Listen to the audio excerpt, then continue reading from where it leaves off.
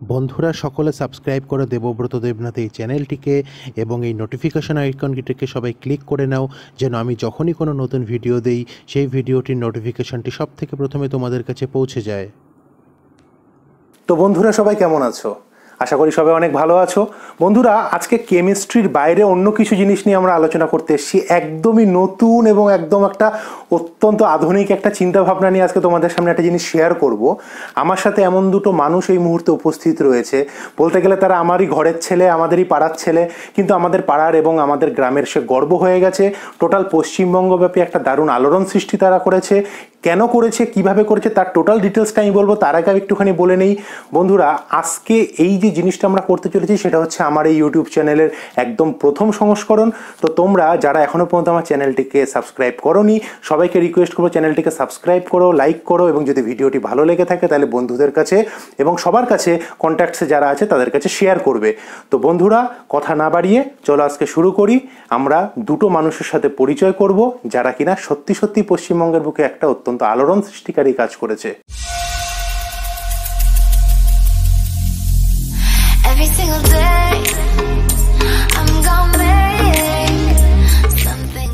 বন্ধুরা, গত 27, 28 এবং 29শে সেপ্টেম্বর আমাদের এই কলকাতার বুকে অনুষ্ঠিত হয়ে গেছে ইসরো দ্বারা অনুষ্ঠিত একটি স্পেস এক্সিবিশন।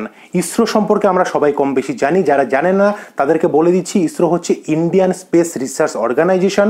ইন্ডিয়া সহ টোটাল পৃথিবীতে একটা টপ লিডিং ইনস্টিটিউট এবং অর্গানাইজেশন যারা কিনা স্পেস রিসার্চ নিয়ে কাজ করে চলেছে বহু বছর ধরে। অতীতকাল থেকে অনেক সাফল্যের মুখ তারা দেখেছে। আমাদের প্রত্যেকের শ্রদ্ধেয় এপিজি আব্দুল কালাম মহাশয় সেই জায়গাতে অত্যন্ত অবিস্মরণীয় বেশ কিছু কার্যকলাপ তিনি ঘটিয়ে গিয়েছেন। সেই রকমই একটা জায়গা থেকে অনুষ্ঠিত করা একটি স্পেস এক্সিবিশন হয়েছিল সমগ্র পশ্চিমবঙ্গব্যাপী বিভিন্ন স্কুলের ছাত্রছাত্রীদেরকে নিয়ে আমাদের এই কলকাতাতে গত মাসের 27, 28 এবং 29শে সেপ্টেম্বর। এবং বিভিন্ন স্কুল থেকে আসা পঞ্চম শ্রেণী থেকে দ্বাদশ শ্রেণী অর্থাৎ ক্লাস 5 থেকে ক্লাস 12 পর্যন্ত যে সমস্ত স্টুডেন্টসরা ছিল, এবং তাদের মধ্যে থেকে যে দুটি ছাত্র আমাদের সামগ্রিকভাবে পশ্চিমবঙ্গ থেকে প্রথম স্থান অধিকার করেছে, তারা কাজ করেছে রকেট এবং স্যাটেলাইটের ওপরে, এবং তারা বুঝিয়ে দিয়েছে কি করে ইসরো একেবারে প্রাথমিক সময় থেকে বর্তমান সময় পর্যন্ত তাদের কার্যকলাপগুলোকে অতিবাহিত করেছে। তো সেই দুটি ছাত্র অলরেডি আমার কাছে উপস্থিত রয়েছে। আমি তাদের সাথে পরিচয় করিয়ে দেব এবং আমি ব্যক্তিগতভাবে তাদের কাছে বিভিন্ন ধরনের প্রশ্ন করব এবং জিজ্ঞাসা করব তাদের এই জার্নির পেছনে কারা ছিলেন, তারা এই জার্নি করতে গিয়ে কী কী নতুন জিনিসের সন্ধান পেয়েছে, এবং ভবিষ্যতে তাদেরই মতো যারা ছাত্রছাত্রী আপকামিং আসতে চলেছে তাদের প্রতি তাদের কি মেসেজ রয়েছে। তো আমি ডেকে নিচ্ছি এই মুহূর্তে আমার সাথে উপস্থিত রয়েছে রিদম ভৌমিক এবং চয়ন দেবনাথ, যারা কিনা নদিয়া জেলার নগরুকড়া হাই স্কুলের একাদশ শ্রেণীর সায়েন্স বিভাগের স্টুডেন্ট।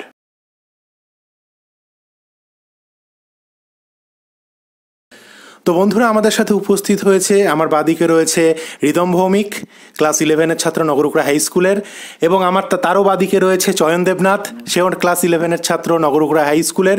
তো আমি এই মুহূর্তে তাদেরকে কিছু কোশ্চেন্স করব এবং প্রত্যেকটা কোশ্চেনের উত্তর তারা কিভাবে দেবে সেটা তাদের ব্যক্তিগত ব্যাপার, কিন্তু আমি চেষ্টা করব সকলের উপকারে লাগে এরকম কিছু কোশ্চেন তাদের কাছে করার জন্য। তো সব থেকে প্রথমে আমার প্রশ্ন রিদমের কাছে। রিদম, এই টোটাল যে জার্নিটা একেবারে শুরুর দিন থেকে, যখন থেকে কিনা তোমরা জানতে পেরেছো যে প্রজেক্টটা শুরু হচ্ছে, তখন থেকে শুরু করে একেবারে অ্যাচিভমেন্টের লাস্ট পর্যন্ত এই যে টোটাল জার্নিটা, এই টোটাল জার্নিটার সব থেকে অবিস্মরণীয় মুহূর্ত কোনটা ছিল? আসলে অবিস্মরণীয় মুহূর্ত মানে আমার কাছে এর কোনো উত্তর নেই, কারণ প্রত্যেকটা মুহূর্তই ছিল আমার কাছে অবিস্মরণীয়। কারণ একটা মুহূর্তকে যদি নেগলেক্ট করি তো আরেকটা মুহূর্তকেও নেগলেক্ট করা যায় না। সব কয়টা মুহূর্তে আমার কাছে সেরা ছিল। কারণ ফার্স্ট আমরা যেখান থেকে খবর পেয়েছি, একটা আমাদের ক্লাসের physics class teacher Jayanta sir, যিনি পার্ট টাইম জব করেন, তিনি আমাদের এই খবর দিয়েছিলেন। তারপর শোভন স্যার আছেন, রাম স্যার, তারপর সুশীতব স্যারের সাথে কথা হয়েছে, তারপর নেটে জানাজানি করলাম, বন্ধুদের মধ্যে আলোচনা করলাম, তারপর ইন্টারেস্ট লাগলো জিনিসটা এবং ভাল লাগলো। যেহেতু সায়েন্স এক্সিবিশন ছিল, তো আমরা সবাই প্ল্যান করেছি, স্পেশালি আমি আর চয়ন মিলে, যে সায়েন্স নিয়ে কিছু বানানো যাক। এবং আমরা টানা 2-3 দিন ধরে এটাই ভাবছি কি বানাবো, এবং লেখা ছিল বিষয় রকেট বানানো। দেন রকেট তো সবাই বানাবে এবং প্রচুরভাবে বানাবে, এবং স্যারকে যখন বললাম যে স্যার আমরাও একটা রকেট বানানোর প্ল্যান করেছি, যে একটা বোতল আর 2টো বাল্ব টিউব টিউব থাকবে, হাওয়া আর জল দিয়ে উড়াবো। তখন স্যার বলছে আরও নতুন কিছু দরকার, নতুন এমন কিছু ইউনিক আইডিয়া যেটা অন্য কেউ অ্যাপ্লাই করবে না। তখন আমি ভাবলাম যে, আমি ফুল এক্সপিরিয়েন্সটাই বলছি, তখন আমি ভাবলাম যে তাহলে এখানে অনেক মানুষ আসবে যারা ইসরো সম্বন্ধে কম বেশি জানে, কিন্তু আবার অনেকজনকে কিছু জানানো উচিত। কারণ যখন ওরা ইসরো স্পেস এক্সিবিশনে এসছে, তাহলে ওদের এক্সিবিশন হল থেকে বেরোনোর পর এটা জানা উচিত যে রকেট আর স্যাটেলাইট জানার সাথে সাথে আমি ইসরো সম্বন্ধে কিছু জানতে পারলাম। তো আমাদের টার্গেট ছিল টোটাল ইসরো এবং ইসরো রিলেটেড স্যাটেলাইট, রকেট সব কিছুর উপর ইন শর্টে আলোকপাত করা। এবং আসলে যদি এখন আমরা বলি স্বামী বিবেকানন্দকে, কিংবা যে এগুলো তো জানবে, স্কুলে আলোচনা হয়, কিংবা হিন্দু ধর্মের কোনো ভগবান বলি তো সবাই একটানে বলে দেবে। কিন্তু এখন যদি আমি ইন্ডিয়ার অনেক মানুষের কাছে প্রশ্ন করি বিক্রম সারাভাই, দেন অনেকে নাও বলতে পারে। এমনকি ওখানে গিয়ে একটা অভিজ্ঞতা হয়েছে যে ইসরো স্পেস এক্সিবিশনে এসছে কিন্তু ইসরোর ফুল ফর্ম যায় না, প্রচুর স্টুডেন্ট, মানে অবিস্মরণীয় একটা সায়েন্স এক্সিবিশনে এসে এমন গ্রেট মহাকাশ দপ্তরের নাম যায় না, ফুল নাম যায় না, তা বিক্রম সারাভাইয়ের নাম যায় না। তাহলে কেন, কি? এর জন্য আমরা ওদের সবাইকে জানাতে চাইছি যে আসলে কি। দেন আমরা টার্গেট করেছি শুরু থেকে বিক্রম সারাভাইয়ের লাইফ থেকে শুরু করে তাদের যে সাফল্যটা, সেটা আমরা টোটাল 12 থেকে 13টা ফ্যাক্ট সাকসেসফুল গ্রেটেস্ট মিশনগুলোকে দেখিয়েছি। এটাই ছিল আমার টার্গেট। আর যদি সবচেয়ে গ্রেটেস্ট মুভমেন্টটা কোনটা সেটা বলতে গেলে সবার আগে আসে সেখানে থাকা সায়েন্টিস্টদের সাথে কথাবার্তা বলা, তাদের সাথে নিজেদের এক্সপিরিয়েন্সগুলো শেয়ার করা, এটা সেরা মুভমেন্ট ছিল। নানা স্কুলের সব বেশিরভাগ আমাদের যে এক্সিবিশন রুমে সবই বেশিরভাগ ইংলিশ মিডিয়াম ছিল, আমরা বেঙ্গলি মিডিয়াম, এবং ওদের সাথে নিজের বন্ধুত্ব করা, এদের সাথে নানা রকম স্কুলের আলোচনা করা, এই সব মুহূর্তগুলো, এবং নতুন নতুন নানা স্যারদের সাথে কথা বলা, ওনাদের বোঝানো, নিজের বাড়ি এমনি গল্প সবাই একসাথে খেতে বসা, প্রত্যেকটা মুহূর্ত, মানে সেখানে থাকা, আমরা রোজ বাড়ি থেকেই যাতায়াত করতাম, সেখানে পৌঁছানো 11টা থেকে 7টা অবধি যে এক্সিবিশন টাইম ছিল, সে প্রত্যেকটা সেকেন্ড আমাদের কাছে খুবই মূল্যবান এবং ভবিষ্যতের একটা স্মৃতির খাতায় চিরকাল অমর হয়ে থাকবে এটা।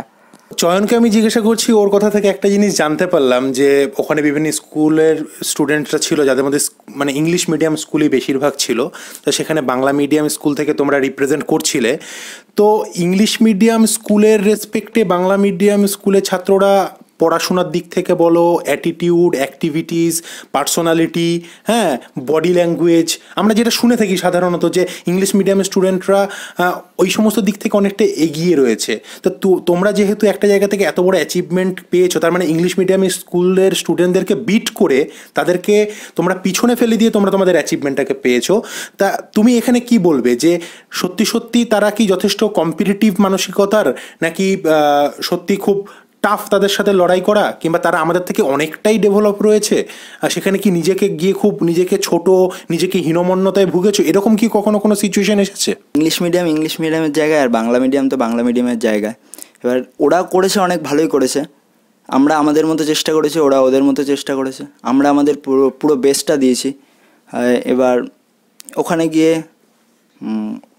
ওদের থেকে আমরা একটু ভালো প্রেজেন্টেশনটা দিতে পেরেছি, সেই কারণে হয়তো জাজেসদের আমাদের প্রেজেন্টেশনটা বেশি ভালো মনে হয়েছে, তাই আমাদেরকে ফার্স্ট করেছে, ওদেরকে সেকেন্ড বা থার্ড এরকম করেছে। ওদের কাজগুলো, তবে এই নয় ওরা সেকেন্ড হয়েছে বলে ওদের কাজগুলো একেবারে প্রশংসনীয় নয়, এটা একদমই নয়। ওদের কাজটা ওরাও যথেষ্ট ভালো করেছে এবং আমাদের কম্পিটিটিভ যথেষ্ট ছিল ওখানে।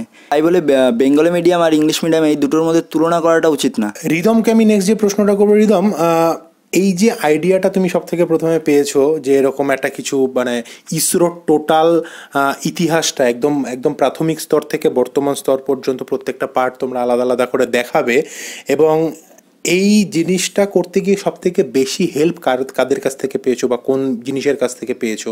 এবং একবারও কি এরকম মনে হয়েছিল যে হ্যাঁ, আমাদের প্রজেক্টটা এরকম একটা প্রজেক্ট হতে চলেছে যে প্রজেক্টটা বাকি 10 জনের থেকে সেরা হতে পারে, এই রকম মানসিকতা নিয়ে কি তোমরা গিয়েছিলে, নাকি যা সাধারণভাবে গেছিলে এবং অ্যাচিভমেন্টের লেভেলটা পাওয়ার পরে বুঝতে পেরেছো সত্যি তোমাদের কাজটা বাকিদের থেকে সত্যি অনেকটা বেটার হয়েছে? তোমার ব্যক্তিগতভাবে কি মনে হয়? আসলে আমাদের কাছে টাইম ছিল খুবই কম, এবং আমার ছোটোবেলা থেকে মহাকাশ বিষয় নিয়ে একটু আগ্রহ ছিল, কারণ আমি একটা ফেমাস রাইটার জুল ভার্নের কাল্পনিক স্টোরিগুলো খুবই ইন্টারেস্টিং লাগতো। জার্নি টু মুন, ওখান থেকেই স্পেস সম্বন্ধে আমার ফার্স্ট ধারণা হয়েছিল। এবং এছাড়াও গ্র্যাভিটি থেকে শুরু করে অনেক স্পেসের মুভি রিলেটেড, আসলে সিনেমা থেকে আমার স্পেসের এই মহাকাশের প্রতি আগ্রহ বাড়ে। এবং তারপর আমার মহাকাশ, সবচেয়ে আমার বেশি যে মহাকাশ নিয়ে যে সায়েন্টিস্টটা ভালো লাগে সেটা হচ্ছে স্টিফেন হকিংসকে। একজন ব্যক্তি যার হাত পা সব শেষ, তবুও তার মস্তিষ্ক জোরে তিনি আমাদের অনেক কিছু দিয়ে গেছেন। আর তারপর যখন আমার যে আইডিয়াটা ছিল, তখন আমি বুঝে গেছি যে যদি এখন আমি বই নিয়ে বসি সব ইনফরমেশান কালেক্ট করা, হ্যাঁ সে তো হবে ভালো, কিন্তু বেশি প্রেজেন্টেশন করতাম না। তাই আমি, যেহেতু যুগ আধুনিক যুগ, ডিজিটাল যুগ, তাই আমি বেশিরভাগই হেল্প নিয়েছি ইন্টারনেট, ইউটিউব এবং স্যারদের সাথে কথাবার্তা এইসব। আর ওখানে গিয়ে বোঝা এই যে ব্যাপারটা হচ্ছে এমন যে আমরা অনেকের সাথে বলেছিলামও যে আমাদের সাথে যাওয়ার জন্য, কিন্তু বেশিরভাগ ক্ষেত্রে, আমি বলছি না ওদের সম্বন্ধে, কিন্তু বেশিরভাগ জনই বলেছে যে ওইখানে গিয়ে এত বড় বড় জায়গা ইম্পসিবল ব্যাপার। আবার অনেকে বলেছে এ হবে না, কেউ কেউ বলেছে ফাউ ফাউ যাচ্ছিস, টাকা খরচা, পরিশ্রম, প্রাইভেট বন্ধ, পারবি না। আসলে সেই সময় আমি বলেছিলাম যে, চয়নকে বলেছিলাম যে এর মধ্যেই আমাদের উত্তরটা লুকিয়ে রয়েছে, মানে ইম্পসিবলের মধ্যেই পসিবল অর্থটা লুকিয়ে রয়েছে, হবে নার মধ্যেই হবে অর্থটা লুকিয়ে রয়েছে, আর পারবো নার মধ্যেই পারবো অর্থটা লুকিয়ে রয়েছে। তাই ট্রাই মারলাম, মক্কা একেবারে ছকা লেগে গেল। এবং সবচেয়ে বলতে যেটা বলবো যে আমাদের যদি আসলে পৃথিবীটা কেমন সেটা জানতে হয়, তাহলে এই পৃথিবীটা ওই পাঠ্যপুস্তকের সীমিত ঘনাকার আয়তকার বইয়ের মধ্যে খুঁজলে হবে না, আমাদের প্র্যাকটিক্যালটাকে জানতে হবে। মানে আমি যখন একটা কী করে রকেটটা উড়াবো, অনেক থিওরি বের করেছে আমরা সবাই মিলে স্যাররা, কিন্তু যখন আমরা প্র্যাকটিক্যাল করতে গেছি তখন বুঝতে পেরেছি, আমরা ভাবতেও পারিনি যে এমন এমন সমস্যা সামনে আসবে। মানে আমরা ভেবেছি খুব সিম্পল হয়তো তৈরি হবে, কিন্তু তৈরি করার সময় বুঝলাম যে এটা কতটা কঠিন। থিওরি আর প্র্যাকটিক্যাল পুরো আলাদা ব্যাপার। থিওরি এক্সপ্লেন করা সোজা, কিন্তু সেটা প্র্যাকটিক্যালে করে দেখানো অনেকবার কঠিন। আমরা যে রকেটটার মডেল স্ট্রাকচার তৈরি করেছিলাম পাশে, ওটা আমরা প্রায় 12 থেকে 13 বার আমরা উড়ানোর চেষ্টা করেছিলাম এবং 7 থেকে 8 বারই ফেল হয়েছিলাম। তখন আমার স্কুলের টিচার বলেছিল ওই আলভা এডিসনের গল্প, এটা অনেকেই জানে যে টমাস আলভা এডিসন যে বাল্ব আবিষ্কার করেছে, সে অনেকে 99 বার বলে, অনেকে 999 বার, সে 999 বারই বলছি ফেল হয়েছে। এবং তারপর যখন 1000 বারে, সে 1000 বারের বেলায় যখন সে বাল্বটা আবিষ্কার করেছেন, তখন তিনি বলেছেন যে আমি 999 বার ফেল হয়নি, আমি জানতে পেরেছি যে 999 ওয়েতে বাল্ব জ্বলে না। অর্থাৎ হারার মধ্যে শেখা আছে, কেন হার জিতের ব্যাপার না। এবং এইসব মহান মহান ব্যক্তি রয়েছে ইন্সপায়ারের জন্য, তাহলে আর বসে থেকে লাভ কি। তাই নিলাম এবং সত্যি গিয়ে ওখানে ফার্স্টে আমরা গেছিলাম, আমাদের জার্নির সমস্যা হয়েছিল দূর থেকে যাওয়া, এবং অনেক গিয়েও আমাদের ইনস্ট্রুমেন্টের প্রবলেম হয়েছে, যেটা চেয়েছিলাম সে সরঞ্জাম পাইনি, ইলেকট্রিকের ব্যবস্থারও সমস্যা হয়েছে। কিন্তু আমরা যেমনভাবে প্রেজেন্টেশন করতে চেয়েছিলাম তেমন পরিবেশ পাইনি। কিন্তু মানুষের ধর্মই এমন, ইতিহাস সাক্ষী যে আমরা নিজস্ব যে অ্যাটমসফিয়ার থাকে আমরা নিজেকে মানিয়ে নিই, এবং গিয়ে আমরা যেমন পরিবেশ তার সাথেই মানিয়ে নিয়েছি। যেমন কারেন্ট না থাকলেও হাত দিয়ে পৃথিবী ঘুরিয়েছি, আর কি করার। এবং তারপর আমরা আমাদের প্রজেক্টটা যতটা পারি আমাদের বেস্টভাবে প্রেজেন্টেশন করেছি, এবং এর জন্যই হয়তো হয়েছে। চয়নের কাছে জিজ্ঞাসা করবো, চয়ন এত বড় একটা সাফল্য পেয়েছো পশ্চিমবঙ্গের বুকে, হ্যাঁ মানে টপ তোমরা দুজন স্টুডেন্ট যাদের কিনা প্রজেক্টটা ইসরো থেকে আসা বিজ্ঞানীরা দেখেছেন, তারা ফিল করেছেন, এবং অন্যান্য যারা জাজেস ছিলেন, অন্যান্য যারা বিভিন্ন স্কুলের প্রতিনিধিরা ছিলেন, তারা বুঝতে পেরেছেন যে হ্যাঁ সত্যি জিনিসটার মধ্যে এমন কিছু একটা নতুন জিনিস লুকিয়ে রয়েছে, যে জিনিসটা কিনা এর আগে হয়তো কেউ দেখেনি, বা এর আগে কখনো এই জিনিসটা এইভাবে তাদের কাছে প্রকাশ করা হয়নি।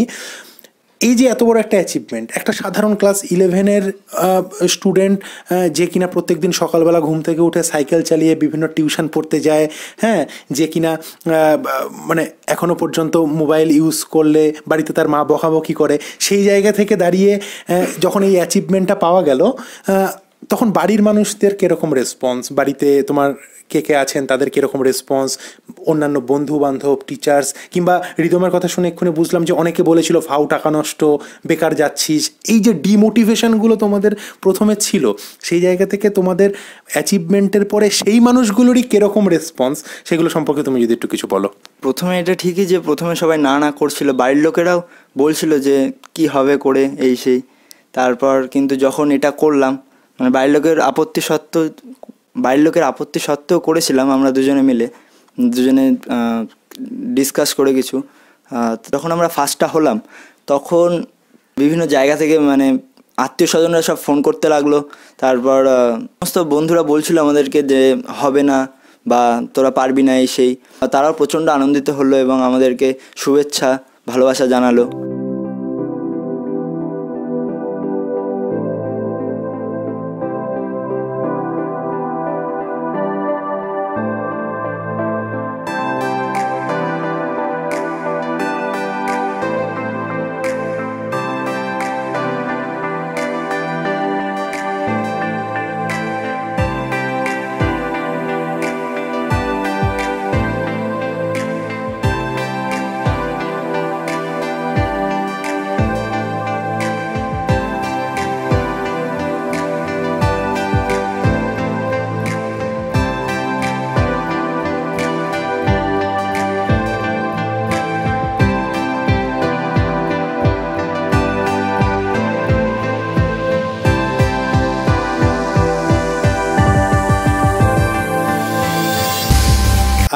রিদমের কাছে আমার পরবর্তী প্রশ্ন। রিদম, চয়ন তো বললো অনেকেই তোমাদের ডিসকারেজ করেছিল, তোমরা সেই জায়গাটাকে অতিক্রান্ত করে একদম দারুণ একটা অ্যাচিভমেন্ট দিয়ে সেই ডিসকারেজটাকেই তোমরা একদম কারেজে পরিণত করে দিয়েছো, ডিমোটিভেশনটাকে মোটিভেশনে পরিণত করে দিয়েছো।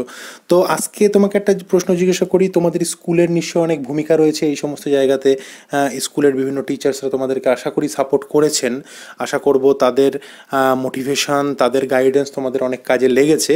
তো সেই জায়গা থেকে দাঁড়িয়ে আমি জিজ্ঞাসা করবো যে আফটার সাকসেস স্কুল থেকে তোমাদের প্রতি কিরকম ব্যবহার পাচ্ছ তোমরা, কেমন ধরনের সাফল্যের উচ্ছ্বাস তাদের থেকে তোমরা পাচ্ছ, সে ব্যাপারে তুমি যদি কিছু বলো। আসলে আমাদের নবমুখরা হাই স্কুল পড়াশোনার সাথে সাথে এইসব বিষয়ে খুবই গুরুত্ব দেয়।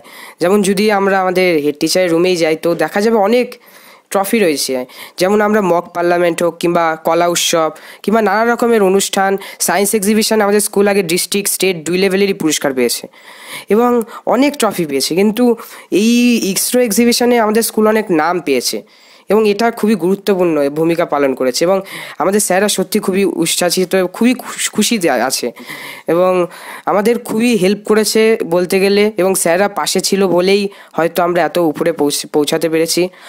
আর যতদূর বলবো, এটা হয়তো এমন আলোড়নের কিছু হয়নি, এটা প্রত্যেকের যদি একবার ইচ্ছা হয় তো অবশ্যই আজ এটা একদিন তো শান্ত হবে, ভূমিকম্প তো রোজ হয় না, একদিন আস্তে আস্তে এটা জাস্ট এমনই একটা ভিডিও কিংবা পোস্ট হিসাবেই থেকে যাবে।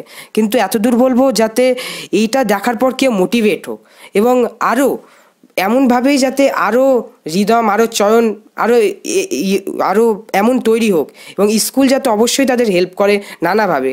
কারণ একা একা চাইলে অনেকে ভাবে যে আমি করব, কিন্তু তেমন লাইন পায় না যে কি করে যাব না যাব। আমাদের সাথে গাইড টিচার গেছিলো, গাইড টিচার হিসাবে গেছিলো শোভন সেন এবং রাম বিশ্বাস, এবং তারা গেছিলেন এবং সবসময় আমাদের পাশে ছিলেন হয়তো, এবং অল টাইম আমাদের মোটিভেট করেছিলেন। আমরা গিয়েও দেখেছিলাম যে আমরা যে রকেটটা বানিয়েছিলাম সেটা উঠছে না, এবং আমরা প্ল্যান করেছিলাম খোলা মাঠে হবে, কিন্তু দেখি আমাদের এক্সিবিশন রুম ভিতরে হল ঘরের মধ্যে হচ্ছে। দেন আমরা যদি একা থাকতাম কিংবা অন্য কেউ থাকতো দেন আমরা পুরো বোকা হয়ে যেতাম ব্যাপারটা যে কী করে করব। কিন্তু স্যার ছিলেন, নতুন নতুন আরও আইডিয়া দিল যে এভাবে আর একটু ট্রাই কর, এভাবে ট্রাই কর। তারপর আমরা নতুন কিছু আরেকটা বানিয়ে ফেললাম, যেমন বালতি দিয়ে আমরা রকেটটা লঞ্চ করেছি, আলাদা একটা যেমন ছিল। সো আমি বলবো যে স্যার, স্কুল, ফ্যামিলি, ফ্রেন্ড সবাই যদি না থাকে, তেমন অ্যাটমসফিয়ার না থাকে, তাহলে উঠে আসাটা খুবই কঠিন এবং তাদেরই দরকার। তারা যদি পাশে থাকে তোই আমরা খুব সহজে মোটিভেট হই এসব কাজগুলো করার জন্য। কারণ জীবনে এগোতে গেলে একটা সিঁড়ি দিয়ে এগোনো যায় না, ধাপে ধাপে এগোতে হয়, এটাই আমি বলবো।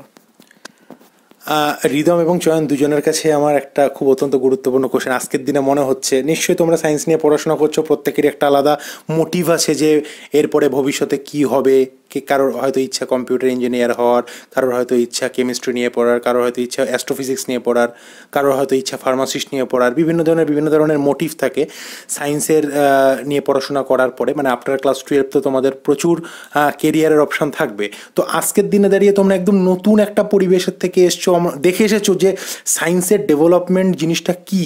হ্যাঁ, একজন সায়েন্টিস্টকে তোমরা সামনে থেকে দেখেছো, তোমরা ফিল করতে পেরেছো, অনুভূতিটা তোমরা পেয়েছো। তো আজকের দিনে দাঁড়িয়ে তোমাদের কি মনে হচ্ছে? তোমাদের কি মানসিকতার কোনো রকম পরিবর্তন হয়েছে যে এই প্রোগ্রামটায় যাওয়ার আগে তোমরা হয়তো নিজেকে এই জায়গাটাতে দেখতে চাইতে, কিন্তু প্রোগ্রাম থেকে আসার পরে মোটিভটা চেঞ্জ হয়েছে, বা মনে হচ্ছে যে না আমাকে এরকম হতে হবে, বা এই ধরনের কি কোনো কিছু চেঞ্জ হয়েছে? আমি প্রথমে চয়নকে জিজ্ঞাসা করছি, তারপরে রিদমকে আমি সেম প্রশ্নটাই জিজ্ঞাসা করবো। তো দুজনের কাছ থেকে উত্তর চাইছি যে আজকের দিনে দাঁড়িয়ে কি মনে হচ্ছে, ভবিষ্যতে কি নিয়ে করার ইচ্ছা, বা কোন পড়াশোনাটা করার ইচ্ছা আছে, বা কি নিজেকে আজ থেকে 5 বছর বা 10 বছর পর কোন জায়গাটায় দেখার ইচ্ছা রয়েছে তোমার?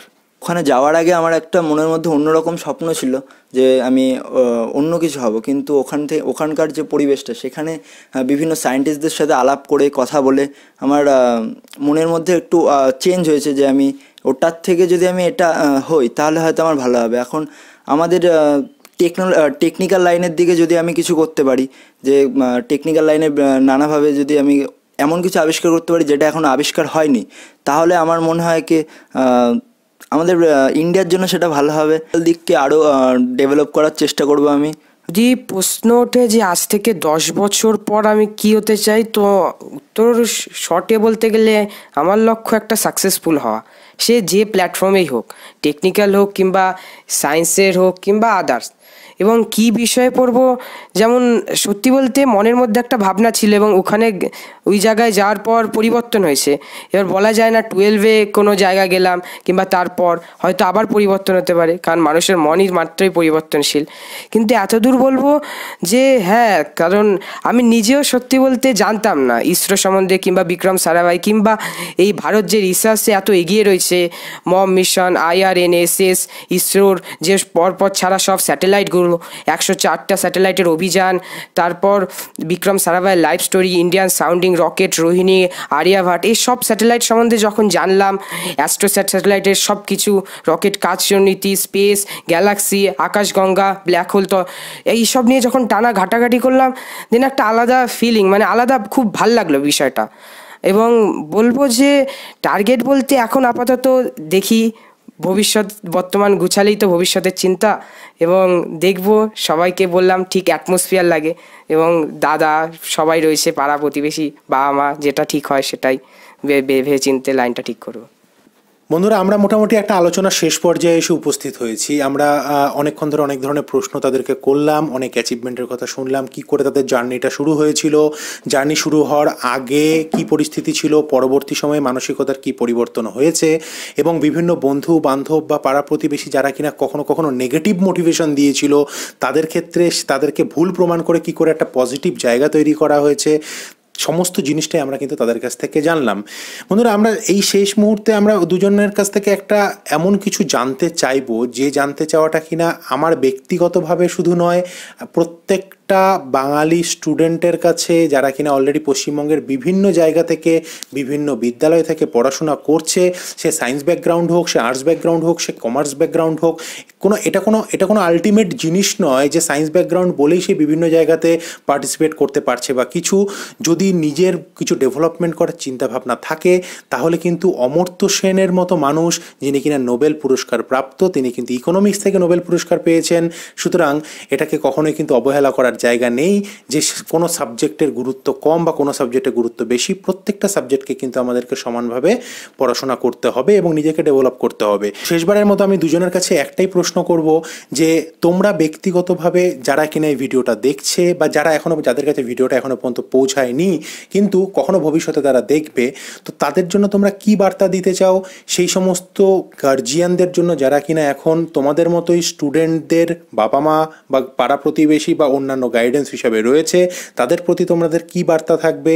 এবং আজকের পরে তোমরা নিজেদেরকে ডেভেলপ করার জন্য এই ধরনের আরও অন্যান্য বিভিন্ন ধরনের এক্সিবিশন, বিভিন্ন ধরনের প্রোগ্রামে তোমরা কীভাবে পার্টিসিপেট করবে বা তোমাদের মানসিকতা কীরকম থাকবে সেই নিয়ে তোমরা যদি কোনো বার্তা সকল ভিউয়ারদেরকে দিতে চাও। আসলে আমি বলতে চাইবো যে যে ইসরো বলেই অ্যাপ্লাই করব কিংবা আদার্স না। আসলে আমি বলতে চাই যে শুধু এই পৃথিবীর সবচেয়ে গুরুত্বপূর্ণ এবং সবচেয়ে মহান কাজ হচ্ছে স্যাক্রিফাইস করা। এবং আমাকে একটি স্যার বলেছেন যে যে যে রিদম, যে তুই স্যাক্রিফাইস করেছিস কাকে? এই পড়াশোনার গণ্ডির থেকে 3 দিনের জন্য বেরিয়ে তোর লাইফটা আমাদের কাছে দিয়েছিস, তাই বলে আজকে ইসরোর মতো এত সুন্দর এক্সপিরিয়েন্স পেয়েছিস। আমরা আসলে আসল যে পড়াটা, আসল স্পেস, আসল মজা আমরা ওই পড়াশোনার গণ্ডির মধ্যেই খুঁজছি, তাই বলে আমরা সব ওই সীমিত জিনিসই পাচ্ছি। এবং হ্যাঁ, হয়তো সায়েন্সের বই পড়ে আমরা 2-3টে থিওরি জানতে পারবো, কিন্তু ওই থিওরিটা আসল তখনই হবে যখন ওটাকে অ্যাপ্লাই করতে বলবো। আমি বলবো সব কিছু পড়ো ঠিক আছে, করো ঠিক আছে, কিন্তু সব কিছু প্র্যাকটিক্যাল করো। কারণ একবার যদি কেউ কোনো কিছুর প্র্যাকটিক্যাল করে তাহলে জীবনে থিওরি ভুল হবে না, কিন্তু যদি শুধু থিওরি করে তো প্র্যাকটিক্যাল করতে পারবে না। তো একটা করে দুটো লাভ, যেটা সেটাই সবসময় ভালো। তো আগে প্র্যাকটিক্যাল করো, তাহলে প্র্যাকটিক্যালও হয়ে যাবে, থিওরিও হয়ে যাবে। এবং আমি সবসময় সব গার্জিয়ানদের এটাই বলবো যে গার্জিয়ানরাই হচ্ছে মেন জিনিসটা, যে গাছের মূল শিকড়টা হচ্ছে গার্জিয়ান। ওটা যদি ধরে রাখে তোই পুরো গাছটা সোজাভাবে দাঁড়িয়ে থাকবে। তাই বলবো সবসময় যদি গার্জিয়ানরা তাদের মোটিভেট করে তাহলেই হবে। আমার মতে এই পৃথিবীর আসল মোটিভেশন স্পিকার হচ্ছে তার মা বাবারা। তার মা বাবারাই যদি চায় তোই ছাত্রদের, তার তার ছেলে মেয়েদের আসলভাবে মোটিভেট করতে পারবে। তাই আমি সবাইকে বলবো একে অপরের সাথে কম্প্রোমাইজ করতে এবং জীবনে ইম্পসিবলটাকে মুহূর্ত দিতে না। মানে সবাই আজকে এই ভারত স্পেসে এত এগিয়ে গেছে, এত মিশন করেছে, ভারতের কাছে এটা একসময় অসম্ভব ছিল, বাট আজকে এটা সম্ভব। তেমনি আমাদের লাইফে এমন এখন আমরা আস্তে আস্তে বিজ্ঞানের যুগ আরও এগোচ্ছি, এবং আমিও বলবো যে সবাইকে এই বিজ্ঞানের যুগের সাথে এগোতে। এবং খুব ভাল লাগলো, এবং বলবো কেমিস্ট্রি ক্লাব সবাই জানেই, দেবব্রত দেবনাথ অবশ্যই সাবস্ক্রাইব করতে, খুবই ভালো, এবং ভিডিও তো তেমনই খুব ভালোই ছাড়ে। সো বন্ধুদের বলবো, সেই বন্ধুরাদের বলবো যে অবশ্যই সাবস্ক্রাইব করতে, লাইক, শেয়ার আর কমেন্ট অবশ্যই করতে। এবং খুবই ভালো, প্রত্যেকটা চ্যাপ্টারের সারসংক্ষেপ বের করে এবং খুবই ভাবে এক্সপ্লেন করে। ধন্যবাদ, খুব ভালো লাগলো। থ্যাঙ্কস পিকুদা। তো বন্ধুরা, একটা 15-16 বছরের বাচ্চা যে কিনা সবেমাত্র এখন সদ্য ক্লাস 11-এ উঠেছে, হ্যাঁ, যারা কিনা সবেমাত্র সায়েন্স সাবজেক্টগুলোকে নিয়ে পড়াশোনা শুরু করেছে, তাদের এত ওয়াইড একটা রেঞ্জের তাদের মধ্যে জ্ঞান, তাদের মধ্যে একটা দৃষ্টিভঙ্গি যে শুধুমাত্র নিজের ডেভেলপমেন্ট নয়, দেশের ডেভেলপমেন্ট করার চিন্তা। চয়নও বলল ইন্ডিয়াকে ভালো জায়গাতে রিপ্রেজেন্ট করার কথা, রিদমও বলল শুধুমাত্র পড়াশোনা করেই হবে না, বাবা মার সাথে একসাথে কম্প্রোমাইজ এবং স্যাক্রিফাইস করে নিজেদেরকে বিভিন্ন জায়গাতে নিজেদেরকে প্রতিষ্ঠিত করার চেষ্টা করতে হবে, বিভিন্ন প্র্যাকটিক্যাল জায়গাগুলোকে অনুভব করার চেষ্টা করতে হবে। তো ভীষণ ভালো লাগে যখন কিনা এই ধরনের ছেলেমেয়েরা মানে উঠে আসে, এবং সেই জায়গাটা থেকে উঠে আসে যে জায়গাটা থেকে তাদেরকে উঠে আসার জন্য অনেক রকম বাধা অতিক্রম করতে হয়। কখনো কখনো গ্রামের পরিবেশের বাধা, কখনো কখনো কমিউনিকেশনের বাধা। তবু আজকের দিনে অনেক বেশি যোগাযোগ মাধ্যম ভালো হওয়ার জন্য এবং ইন্টারনেট পরিষেবা যথেষ্ট ভালো থাকার জন্য ওরা অনেক সুবিধা পেয়েছে এবং ভবিষ্যতে আরও অনেক সুবিধা পাবে। এবং ওদের এই কথাগুলো যেন বাংলার প্রতিটা ছেলে মেয়ের কাছে, যারা কিনা পড়াশোনার সাথে যুক্ত রয়েছে, সেটা স্কুলিং হোক, সেটা কলেজ লাইফ হোক, সেটা ইউনিভার্সিটি লাইফ হোক, হতেই পারে একটা ছোট ভাইয়ের কথা কোনো দাদা বা দিদির জীবনে অনেক বড় পরিবর্তন করতে পারে। হতেই পারে এদেরকে দাদা মেনে কোনো ভাইয়ের জীবনে বা কোনো বোনের জীবনে অনেক বড় পরিবর্তন ঘটতে পারে, অনেক কিছুর চেঞ্জ হতে পারে, তাদের মানসিকতা অনেক ডেভেলপমেন্ট করতে পারে। এবং সেই সমস্ত গার্জিয়ানদেরকে বলবো, যদি কোনো গার্জিয়ান আমাদের এই ভিডিওটি দেখে থাকেন, বা কোনো টিচার বা কোনো গাইডার যারা কিনা প্রত্যেকটা মুহূর্তে তাদের সন্তানকে, তাদের ছাত্রছাত্রীদেরকে সন্তানের মতো করে দেখভাল করছেন, গাইড করছেন, তারা চেষ্টা করবেন প্রত্যেকটা সময় তাদের সন্তানের মতো করেই প্রত্যেকটা ছাত্রছাত্রীকে গাইড করার, এবং বিভিন্ন জায়গাতে তারা যেন নিজেদেরকে প্রতিষ্ঠিত করতে পারে সেই জায়গাটাকে তাদের কাছে ওয়াইড অ্যাঙ্গেলটাকে তৈরি করে দেওয়ার। তো বন্ধুরা, আমরা দ্য কেমিস্ট্রি ক্লাবের পক্ষ থেকে আমি দেবব্রত দেবনাথ, চয়ন দেবনাথ এবং রিদম ভৌমিককে আরও একবার কনগ্র্যাচুলেট করছি। ধন্যবাদ সকলকে আমাদের এখানে এসে একটা মূল্যবান সময় দেওয়ার জন্য এবং তোমাদের মূল্যবান বিভিন্ন মুহূর্তগুলো এবং এক্সপিরিয়েন্সগুলোকে আমাদের সাথে শেয়ার করার জন্য। এবং আমি আরও তোমাদেরকে এনকারেজ করার জন্য বলছি, তোমরা যতটুকু করেছো ততটুকু তোমাদের জাস্ট জীবনের এখন শুরু। তোমাদের ভবিষ্যতে আরও অনেক ডেভেলপ করতে হবে, অনেকভাবে এই পশ্চিমবঙ্গকে, ইন্ডিয়াকে বা বাইরের জায়গাতে, বাইরের সমগ্র পৃথিবীতে অনেক বেশি করে রিপ্রেজেন্ট করার তোমাদেরকে দায়িত্ব নিতে হবে। তোমরাই হচ্ছে সেই রেসপন্সিবল পার্সনগুলো যারা কিনা পারো নিজেদের গ্রাম, নিজেদের বাবা মা, নিজেদের পরিবেশ, নিজেদের রাজ্য এবং নিজেদের দেশকে সমবির মধ্যে একটা দারুণ মাথা উঁচু করে জায়গা তৈরি করার মতো জায়গা তৈরি করতে। তো বন্ধুরা, আজকের জন্য এতটুকুই।